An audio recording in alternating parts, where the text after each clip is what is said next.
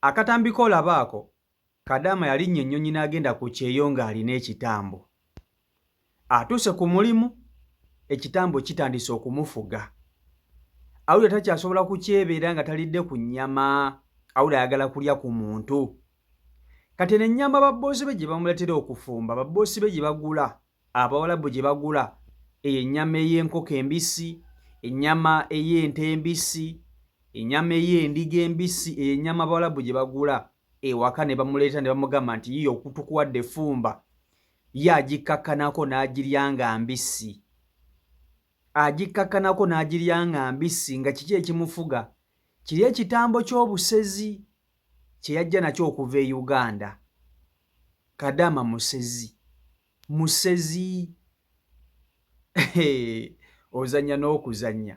Wuuyo ali mu kulya nnyama mbisi. Yenna ayiika n'amalusu ng'agirya, ng'alagira ddala nti tewoomye ebitooke bye bigwa. Ono ajja kulira bakama be mu nnyumba. Oba ajja kukwata akaana ka baba bamusange ng'ali mu kukalumaaluma. Lwakuba ayinza naye okutya okumutta ng'akalidde. Kati asalawo ne yekkakkanyiza wano kweno ennyama embisi, kubanga naye erina engeri gy'emukkakkanyamu. Kati okumukwata ng'alidde omuntu ne bamutta oba ne bamukolako obulabe, kati ate alidde eno ennyama eno asinga, ne bamuvunaana buvunaana lwaki ennyama gye tukuwadde tewera. Kati ono bw'afumba ennyama, Omulabu ayinza okulowooza nti ono agirya agifumba. Ono aba talidde enfumbe, aba alidde embisi. Wuuyo mwana mulungi, mwana muwala. Bannaye gusooka otunuulira omwana omuwala aliko ekitambo bw'atunula. Mwana alabika bulungi, mwana wa buwala, naye alina ekitambo ky'obusezi. Kimulinnya, kiwulira kibanja, kyagala kulya ku nnyama ya muntu. Kati buno obunyama Omwalabu bwe yeeguzaaguza n'abuleeta ewaka n'amwa n'amugamba wange, ennyama yiyo tukuwadde effumba. Kati ate ye Kadaama agikakkanako n'atandika okugirya nga mbisi. Agirya ali mu kugisalaasala wali ng'agitegeka agenda kugifumba. Iba abafumbire. Kati bo ye asooka n'aggyako eyiye embisi n'agirya, then yesigaddewo n'agifumbira bakama be n'abawa. Yalinnya ennyonyi n'agenda n'ekitambo kye ebweru. Saudi gy'ali kati gy'ali mu kukolera. Lwaki mulinnya ennyonyi nga mulina ebitambo? Kakutuuseko akatambi kano okeewuulireko. Vidiyo nkusaba ogimpereka like. Vidiyo yiiyo. Ono Kadaama alya ennyama embisi. Mumuyambe asobola atya okulekeraawo okulya ennyama embisi, bw'akoze atya? Kaakati bwe Kadaama gwe nze kankubuulire, olina ekitambo, oliko ekitambo, ekyo kitambo period, tolina kyogenda okutugamba. Oli otya ennyama embisi gwe atali Omu-Ethiopia? Aba-Ethiopia be balya ennyama embisi waneeno. Oli otya ennyama embisi, ennyama ya kiyaŋŋamiya ya ndiga? Ekyo kitambo ddayo ewammwe. Mmwe abaana bajjira ddala eno nga balina ebitambo. Mujjukira Omunnayuganda gwali mwaka ki? Was it 2020, 2021, 22? Waliwo Kadaama yatabukira mu kiyumba ng'agamba ayagala nnyama. Ne bamufumbira ennyama ne bagimuwa n'agigaana. N'agamba ye ayagala nnyama. Buli kika ky'ennyama baakireeta. Oluvaawo nga tebakubira ofiisi ye. Ofiisi eyamuleeta nga babakubira bagamba mujye mutuyambe, omwana atusaba ennyama. Naye buli nnyama gye tuleeta tagyagala. Ekirungi kiri nti abaamuleeta mwalimu Abannayuganda. Okugenda okukizuula nga mwana ewaabwe basezi, ekitambo kyali kirinnye, ne bamuteeka kwetokota. Ne bamuzza kwetokota, nadda ewaabwe n'awutta ku kasupu. Era yasanga bamutegekedde amagumba, obuwanga amagumba. Ne bamutokoseza mu matooke n'awuutawuuta, kalabika yakakkana. Mujjukira oyo omwana. Lwakuba ebiseera internet teyali bize nnyo, ffe amazzi tugaludde lwakuba tubeera mu bumooli. Tubeera mu bumooli naye ng'amazzi tugaluddeko kuneeno. Mwana gwe ddayo ewammwe, oli musezi. Banaakusanga olumyeko abaana ba mukama we ebitundu by'ekyama. Mpozi mwagala nnyo sayidi kikabina mabeere. Mwe baana mmwe Munnayuganda munnammwe yasizza omwana wa Bendi Omunnakenya ekitambo mugende bawe vidiyo eyo mugiraba eyo vidiyo ndala omwana aliira ddala ennyama embisi omulaba agiriira ddala ayiika n'amalusu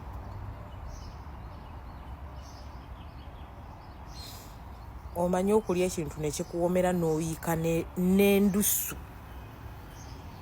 omuwala oyo gye yabadde ku live Munnakenya nga bane bamubuuza watandika ddi okwagala okulya ennyama embisi like watandika ddi okuwulira nti gwe owulira oyagala nnyama mbisi mbu lwali lumu bamuwa ennyama asaleesale era nga we mulaba awo n'asalasala bulungi ennyama naye yagenda owulira nga ennyama emuwunyira bulungi emulabikidde bulungi nsava n'agamba ikantestingeko n'agitestinga okuva n'olwo teyadda mabega mbwera buli lwe bamuwa ennyama alina okulyako nga mbisi bw'aba tagiriddeeko awulira omutima tegutereera abamanyi n'okubeerawo n'awulira nga ayagala genda mu freezer agijje lwe batafumbye ennyama alyeko mwe baana mmwe nabadde ndi awo n'enkomentinga ne mmubuuza wali okozeeko n'Omunnayuganda kuba nkimanyi percentage y'Abannayuganda be bakyasinze abasezi mu Bannayuganda mwe mukyasinzeemu ki abasezi n'enkomentinga ne ŋŋamba wali okozeeko n'Omunnayuganda n'agamba ye n'ensirika nadduseeyo emisinde sikumbuuza akana nak'ettaano ne ŋŋamba wangi kaakati nze mbabuuza tumugambe oba tetumugamba should we tell her or not nti bamusiiga ekitambo era tumugambe nti ajja tuuka ne extend atandike n'okuyoyeeya abantu tumugambe n'omugamba nti tulituuka n'ekiseera atandike okudduka ekiro agenda aziikuleyo abafu subbu jalla omwana wa Bendi mwe baana mmwe abaana bagira ddala eno n'ebitambo nze mbabuulira era vidiyo gye nakoze mwakomentinzengako nti omwaka gwali gwa 2022 omwana bwe yatabukira mu kiyumba nga yagala ennyama y'omuntu omwana yayoya ennyama omwana yakabira ennyama bamuleetera buli kika ky'ennyama ng'akigaana ne beekanga nga bamusitudde weccu ne bamuteeka ku etokota era kyansi yayamba nti baleeta bagenda ne bakubira ab'ofiisi ne bajja ab'ofiisi bo bwe baatuuka ng'ayagala ya muntu kadama ne bamuteeka ku etokota 2022 baanamwe mubijjukira eyo vidiyo yaliko kuneno ku TikTok naye ebiseera ebyo nga TikTok tekubanyo nga nnaku zino kaakati mwana muwala wuuyo ono ekyeyo kimulemye mwe baana mwono omwana okumanyanga museze ebyaddala so kuwetegereze paati eyo kanji batere mu slow motion malusu okumanya ayina amaddu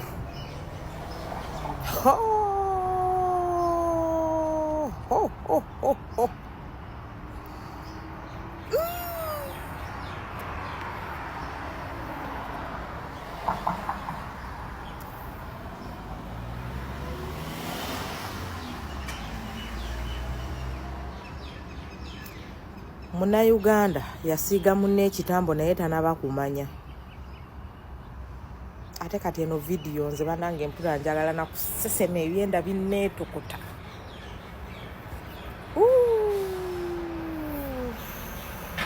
olubuto lunnuma mwana gwe kyogereko omanye abasajja bakwanakwano bano bambunze njagala kadaama ng'ogwa kwoyo ng'otwala anti avudde ku kyeyo olowooza ogenda kuggyako mbuzi kumba agenda kukulumako kutu era mwomudeetinga online mbasaasidde abaana bajjira ddala eno mu biyumba n'ebitambo ate bamanyi okubisiba kati agenda kuggwako ng'ayina amaddu ag'emyaka gye 2 gw'otwala muntu olowooza otutta ensolo oyo otwala muntu olowooza otutta ensolo oyo era mwomwekwanisa online kyemulina okumanya abaana abasezi bali eno ku kyeyo gye bali mu bungi ebitambo babisibira ddala eno naye nga yakuguddeko ayinza okumalirako omululu ogw'emyaka 2 adaama munnamwe wuuyo agamba akola atya okulekerawo okulya ennyama embisi mbw akoze atya okulekerawo okulya ennyama embisi. Mwe baana mmwe mulowooza oyo mwana si musezi? Oyo mwana musezi? Oyo mwana musezi. Gwe mwana gw'oyina ekitambo ddayo ewammwe. Tetulina kye tugenda okulaga wano eno. Olaba leero olidde ennyama simanya ya mbuzi, simanya ndiga. Balikeera ku makya ng'olumye abaana ba mukamaawo. Wano mu Ethiopia teyalumako Munnayuganda okutu n'amuluma. Oyina ekitambo. Ekyo kitambo gwe mwana gwe. Mwana gwa Mazinga aluddeko. Nze najoyininga TikTok 2019. Ekikigwe. Just lwakuba tubeera mu bumoli. Nze nakajja ntandike n'okupostinga. 2019 Amazinga aluddeko. Ebyo ebiseera Donasi yabyagabirangako $5,000,000 kuno ku live. Mwe baana mmwe njagala mbagambe bino ebigambo wammanga. Si nti buli kimu kyakuteekebwa ku intaneti. Omanyi mugenda ne mufa likes. Ono yagenze najjayo akaze k'omu kika kyabwe n'akatukuba ku intaneti. Olwalabye vidiyo nga zigoyinga nnyo viral n'adduka n'ajjayo vidiyo. Naye nze okugenda okugjayo vidiyo z'oyo omwana zaabaddeko 2 days ago. Naye mwe mwavuddenga wano ewange ne mugenda eri ne mumuvuma nti musezi zino vidiyo azijjayo balina okumudipotinga mu bwangu n'atya vidiyo n'azijjayo. Naye nga yamaze eddoredde okulabisa ki ekika kye. Era kati oyo ategeka ekibooko ezigenda okumukuba nga azzeeyo. Bagenda kuba oyo ab'ekika. Yabalabisizza. Mpozi n'ekirala waliwo eyagambye mbu namulemezzaamu nnyo. Kati kambabuulire. Gwe woovangayo n'oteeka ekintu kuno ku meediya. Kiba kivudde mu mikono gyo. Ekintu kyonna ky'oleeta n'oteeka ku meediya kiba kivudde mu mikono gyo. Tuba tuyina olukusa okukiwaako endowooza. Ate omuntu aba akkirizibwa okukipostinga kagibe emirundi 1000. Mwana gwe nyongera okujjukiza nti muli basezi ewammwe era mulira ddala abantu. Toyinza kuyiikaaga amalusu gonna guno ku TikTok. Opostize vidiyo esooka n'opostinga ey'okubiri olimu amagezi. Yalabye ng'akaliro kasusse. Bandibanga n'abeewaabwe bamuzaalukuse. Bandibanga bamuzaalukuse kwe kujjayo vidiyo ezo. Yajjayo akaze k'ewaabwe. Ate mpozi nammwe bakadama ne bassekadama. Mwegendereza abakozi be musula nabo. Abaana basezi ddala eno okubyeyo. Abaana basezi nze kati n'akalabo ono waakumeko oba waakuna. Mu 2019 waliwo ne audio ezaatambulanga. Oli omwana ng'anyumiza munne nga bwaludde okulya ku nva zaabwe. Audio ne zilinkinga. Mu 2022 waliwo n'omuwala eyatabukira bakama abe mbw ayagala nnyama. Bagenda okukizuula nti ayagala nnyama y'omuntu ne bamuteeka ku etokota yali musezi. Teebereza okubanga yali alina omukozi gw'akola naye. Omulala yali wa mwaka ki? I think 2023 awo. Waliwo ne audio ezaatambulanga.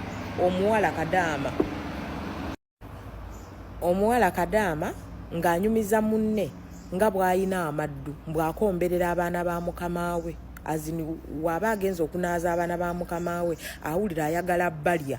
Ezo audio mwaziwulira. Mbwawulira ayina amaddu buli lwalaba abaana abawulira ayagala balya. Era mpaka ng'asoose kukola ki?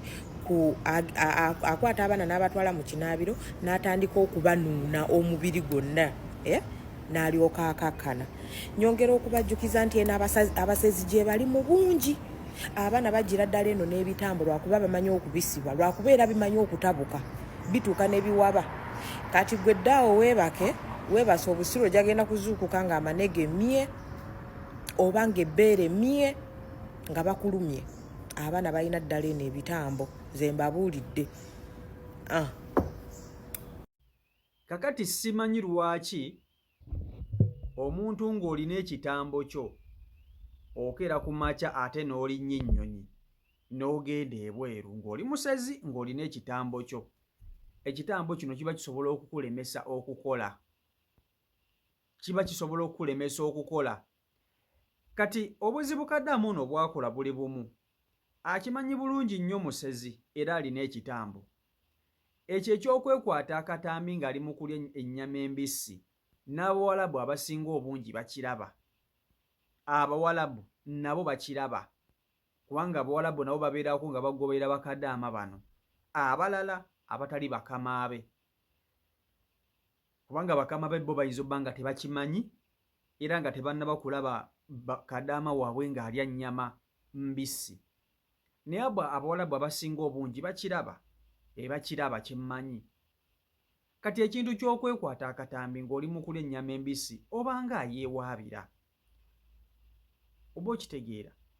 Obanga ayeewaabira. Kyandibadde kirungi n'olya ennyama yo mbisi n'obeera n'ekitambo kyo nga teryamanyi. Okitegeera? Nga teryamanyi. Ge mazima gwe n'oba ng'olina ekitambo kyo, ennyama y'embisi ogirira mu bubba nga teryamanyi. Ne kati buli omu omutegeezezza, buli omu omumanyisizza nga bw'olya ennyama embisi, nga bw'olina ekitambo, nga bw'oli omusezi. Buli omu akulaba era akumanyi. Abantu be beereetera obuzibu kubanga ekyo ekintu ekikuliko si kitono, ekyo ekintu ekikuliko kinene, kinene nga bw'okiwulira. Ekintu ky'obusezi kinene. Ono omuwala yalinnya ennyonyi n'ava e Uganda nga musezi. Eno e Uganda ndowooza yali yamanyira kulya ku nnyama y'abantu. Kati ate obwavu ne bumusindiikiriza okumutwala ebweru e Saudi Arabia anoonye ssente. Kyokka ate bwe yatuuse e Saudi Arabia, ebbanga liweze awulira ayoya kulya ku nnyama ya muntu. Naye ng'ate jjukira e Saudi Arabia tewali malaalo g'amanyi gye baziikaziika gy'agenda kuziikula mufu era talina wayinza kumufumbira. Kati ky'asalawo kwe kutandika okulya ennyama bakama be gye baba bamuleetedde, atandika okukola ki? Okukkakkanya ku kiri ekitambo ky'alina mu muye ekimulimu. Kwe kutandika okulya ennyama eno embisi. Wabula obuzibu bwe buli, ebintu bino eno abikola kyokka ne yeekwata akatambi. Kati mukama we n'amala n'abiraba. Mukama we n'amala n'abiraba. Baba bagenda kukutikka oba ogenda kwetokota. Okitegeera ekintu ekyo? Muwala mulungi, alabika bulungi, muwala muto, naye omugwako muganda wange kumbe ogudde ku kaliira. Ogudde ku nnaabali, nnaabasezi, oli awedde emirimu. Okitegeera ekintu ekyo? So my goodness, wuuyo alya ennyama embisi n'amalusu ne gamuyiika. Alya ennyama embisi n'akalula amaaso n'agamba yaa. Kati nga gwe bw'owoomerwa akanyama nga kasiike bulungi, nga gwe kati njogera kati gwe nga n'ogamba banange njagala kulya akanyama nga nkasiise bulungi ne nkateekamu ebirungo bulungi ne nkakola nga tekaliimu ssupu. Nga nkasiise nga ekintu nga kikwafu bwe kiti kigurevi ne ndyoka ne nkalya.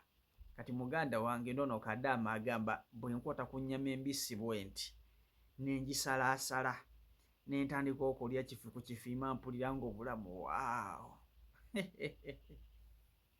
Abawulira ng'obulamu kyekyo, ng'obulamu buli ggumite. Gwe nze ono Kadaama aginnenye, nzijja kukulimba. Allah wuuyo omugwako n'omukwana maama nnyabo. Ono bakama be banaalaba ng'alya ebintu bino bajja kumutikkirawo, omulimu gujja kuba guweddewo, tebakubuuza.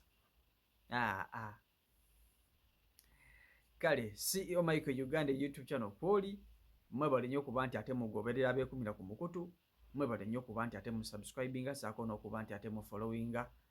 Subscribinga atannaba kuba nti ate otwegattako, osobola okuba nti ate tosubwa buli vidiyo gye mba nkuteereddeyo. Eyasubscribinga edda weebale nnyo, weebalire ddala, mbaagala nnyo mwenna. Omukama Katonda abankuumire, abankolera obulungi obutagambika. Mubeere bulungi, mweraba.